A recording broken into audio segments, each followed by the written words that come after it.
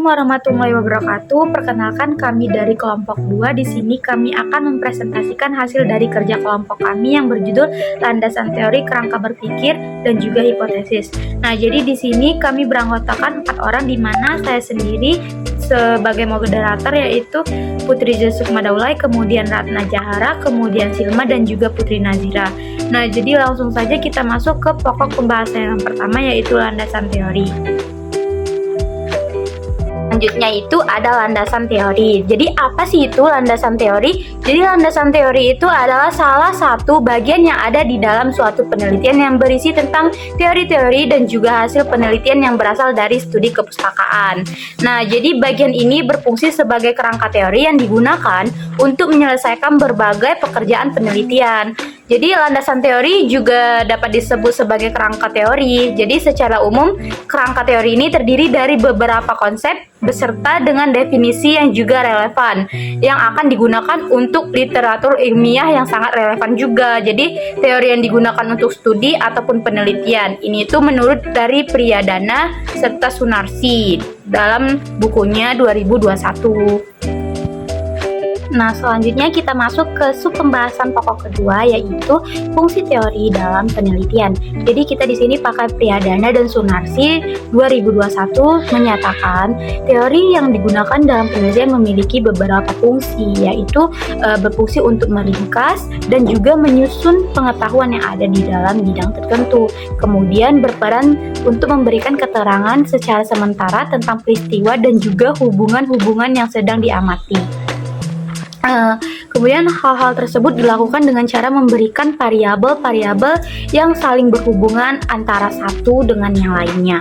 Nah, kemudian itu berfungsi untuk merangsang adanya perkembangan pengetahuan baru dengan cara memberikan arahan ke penyelidikan selanjutnya.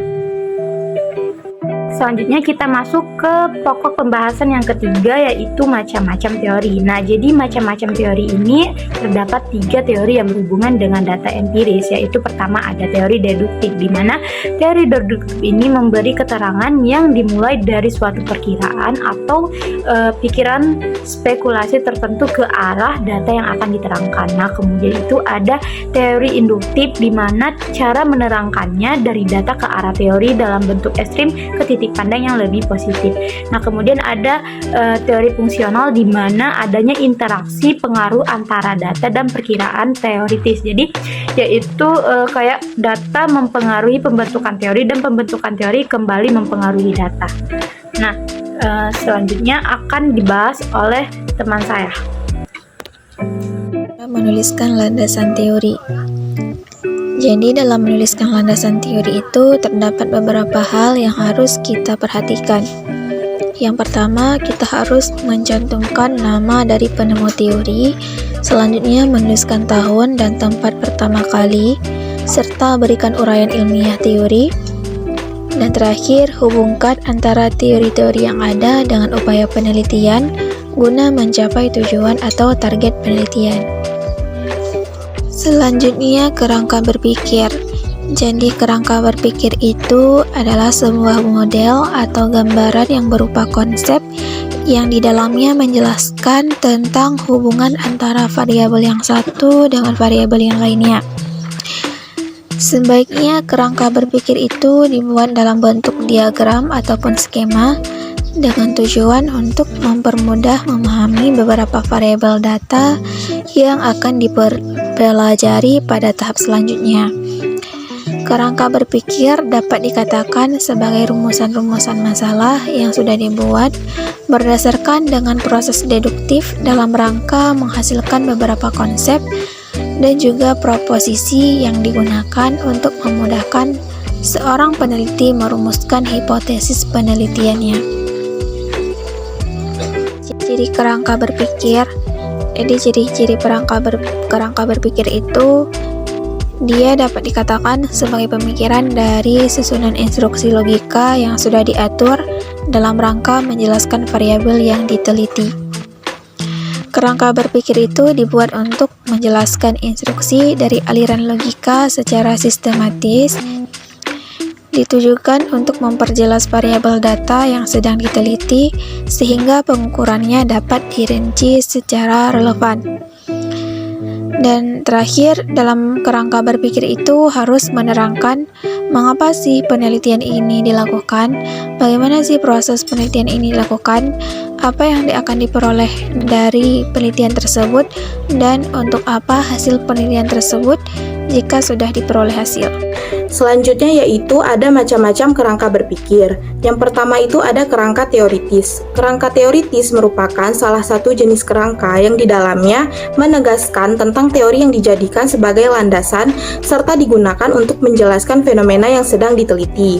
Nah, yang kedua itu ada kerangka operasional. Kerangka operasional adalah sebuah kerangka yang di dalamnya menjelaskan tentang variabel yang diperoleh dari konsep-konsep yang sudah dipilih dan juga menunjukkan adanya hubungan antara variabel data tersebut serta menjelaskan hal apa saja yang bisa dijadikan sebagai indikator yang digunakan untuk mengukur variabel yang berhubungan.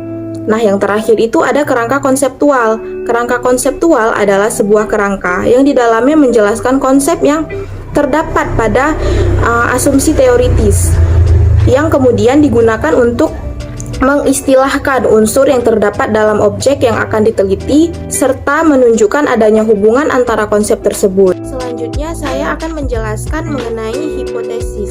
Hipotesis adalah jawaban sementara yang hendak diuji kebenarannya melalui penelitian. Dikatakan sebagai jawaban sementara karena hipotesis pada dasarnya merupakan jawaban dari permasalahan yang telah dirumuskan dalam perumusan masalah.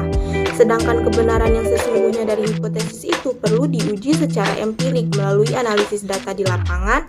Tidak semua penelitian memerlukan hipotesis. Penelitian yang bersifat eksploratif dan deskriptif tidak memerlukan hipotesis. Nah, apa sih kegunaan dari hipotesis itu? Kegunaan dari hipotesis itu adalah yang pertama memberikan batasan serta memperkecil jangkauan penelitian dan pekerjaan penelitian. Yang kedua itu menyiagakan peneliti pada kondisi fakta dan hubungan antar fakta yang kadangkala hilang begitu saja tanpa perhatian peneliti. Yang ketiga itu sebagai alat sederhana dalam memfokuskan fakta yang bercerai-berai tanpa koordinasi ke dalam suatu kesatuan penting dan menyeluruh. Yang terakhir itu sebagai panduan dalam pengujian serta penyesuaian dengan fakta dan antar fakta. Setelah tahu mengenai kegunaan dan tujuan dari hipotesis, selanjutnya itu kita perlu tahu dasar-dasar dalam menyusun hipotesis. Dasar-dasar dalam menyusun hipotesis diantaranya yang pertama ada teori ilmu pengetahuan. Teori ilmu pengetahuan merupakan dasar yang paling kuat untuk dijadikan dasar perumusan hipotesis karena merupakan pernyataan yang secara umum telah diakui kebenarannya. Yang kedua itu ada penelitian terdahulu. Penelitian terdahulu dengan tema yang sama atau relatif sama dapat digunakan sebagai acuan dalam merumuskan hipotesis. Yang ketiga itu ada penelitian pendahuluan. Antara penelitian terdahulu dengan penelitian pendahuluan itu berbeda. Penelitian terdahulu seperti yang dijelaskan tadi itu adalah penelitian yang sudah pernah dilaksanakan. Sedangkan penelitian pendahuluan itu adalah penelitian kecil atau penelitian yang mengawali atau sering disebut dengan small research. Seperti misalnya wawancara pendahuluan dengan narasumber yang memahami permasalahan yang akan kita teliti. Nah, penelitian pendahuluan ini dapat kita gunakan untuk menjadi dasar perumusan hipotesis apabila kita tidak ada atau tidak menemukan literatur atau referensi yang membuat teori-teori tentang masalah yang kita teliti dan juga tidak menemukan penelitian terdahulu yang sudah dilakukan oleh orang lain. Yang terakhir itu ada logika atau akal sehat.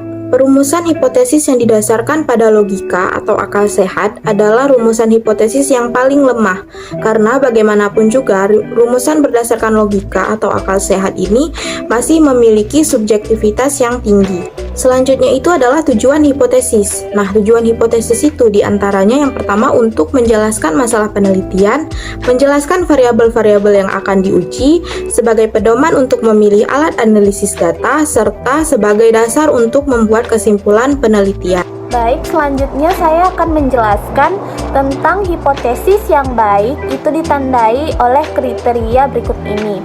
Ada satu, dinyatakan dalam kalimat yang jelas sehingga tidak menimbulkan multi tafsir atau pengertian yang berbeda di antara para pembaca.